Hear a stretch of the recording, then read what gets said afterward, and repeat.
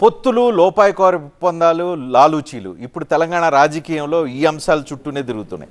Congress party సక్సెస్ఫుల్గా ఒక theory తయారు చేసింది. అద్దంకి దయాకర్ చెప్పిన ఒక థీరీ వింటే మైండ్ బ్లోయింగ్ అవుతుంది. ఒకసారి ఆ థీరీ విందాం. 15-20 సీట్లు వచ్చే బీఆర్ఎస్ దాదాపు 39 సీట్లు వచ్చేటట్టుగా చేసింది బీజేపీ. కాంగ్రెస్ బలంగా ఉన్న ప్లేస్లలో నష్టం చేయడం, బలహీనంగా ఉన్న చోట్లలో ఓడగొట్టడం అనేది బీజేపీ చేసిన ఎత్తుగడ. ఇప్పుడు కూడా బీఆర్ఎస్ గెలవలేని ప్రతి ప్రాంతంలో బీజేపీని గెలిపించడానికి ప్రయత్నాలు చేస్తారు. దీనికి ఏమి పొత్తులు లేకపోతే రాజ్యాంగబద్ధమైన ఎత్తులు ఏముండవు.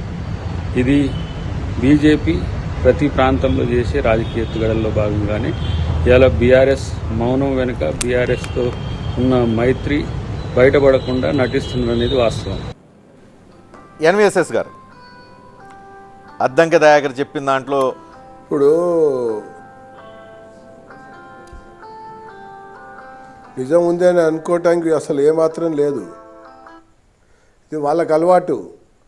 వాళ్ళ పార్టీలో ఒకరిని ఓడగొట్టాలనుకుంటే, ఒకరిని గెలిపించుకోవాలనుకుంటే చేసుకునేటువంటి లోపాయికారి ఒప్పందాలు వాళ్ళకు అలవాటు. కానీ ఒక స్పష్టం రజనీకాంత్ గారు నాకు ఒక 2 నిమిషాలు టైం ఇవ్వాలి. లాస్ట్ సార్వత్రిక ఎన్నికలు మొదటిసారి జరిగినప్పుడు కూడా బీఆర్ఎస్ బొటాబొటీతో ప్రభుత్వం ఏర్పాటు చేసింది.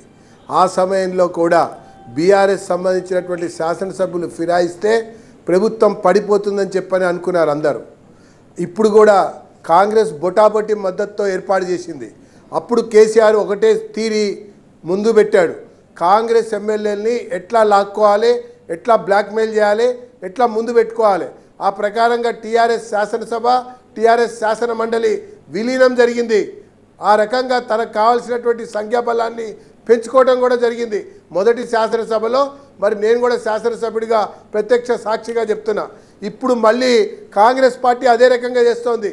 కాంగ్రెస్ బీఆర్ఎస్ కలిసి ఆడుతున్నటువంటి నాటకం పార్లమెంట్ ఎన్నికల వరకు ఈ రకంగా జరుగుతూ వస్తుంది. తర్వాత బీఆర్ఎస్ కాంగ్రెస్ కలిసి ముందుకెళ్ళేటువంటి ఒక అవకాశం చాలా స్పష్టంగా ఉందని చెప్పని నేను పేర్కొంటున్నా.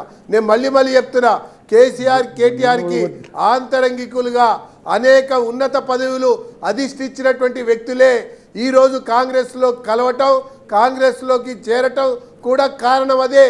ఆ ప్రకారంగానే నడుస్తున్నారు. కేటీఆర్ మీద కేసు ఉండకూడదు, కేసీఆర్ మీద విచారణ ఉండకూడదు.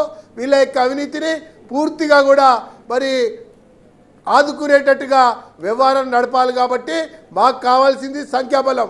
ఇది ఒకవైపున. కానీ కాంగ్రెస్ ఇంటర్నల్గా కాంగ్రెస్లో రేవంత్ రెడ్డి వ్యతిరేక వర్గం, రేవంత్ రెడ్డి అనుకూల వర్గం, ఆ వర్గాల ప్రకారంగా పార్లమెంట్ ఎన్నికల తర్వాత ఫలితాలను బట్టి రేవంత్ రెడ్డి కొనసాగింపు ఉంటుంది. కాబట్టి దీంట్లో భాగంగా మరి రేవంత్ రెడ్డి గారు ఎత్తులేస్తా ఉన్నారు. బీఆర్ఎస్ ని కలుపుకొని ఆ రకంగా ముందుకెళ్తే మన సీట్లు కొంచెం ఉంటాయి అన్నటువంటి ఒక అభిప్రాయం. ఆ ప్రకారంగానే ఒక దుష్ప్రచారాన్ని తీసుకురావాలి, ఒక నాటకం ఆడాలి. ఆ నాటకంలో అంతర్భాగంగానే బీఆర్ఎస్ బీజేపీ కలుస్తాయని చెప్పడానికి కేసీఆర్ నమ్ముతే చాలా స్పష్టంగా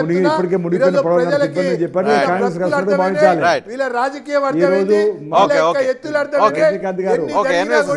బీఆర్ఎస్ ఎన్నికల్లో పోటీ ఇవ్వలేదు.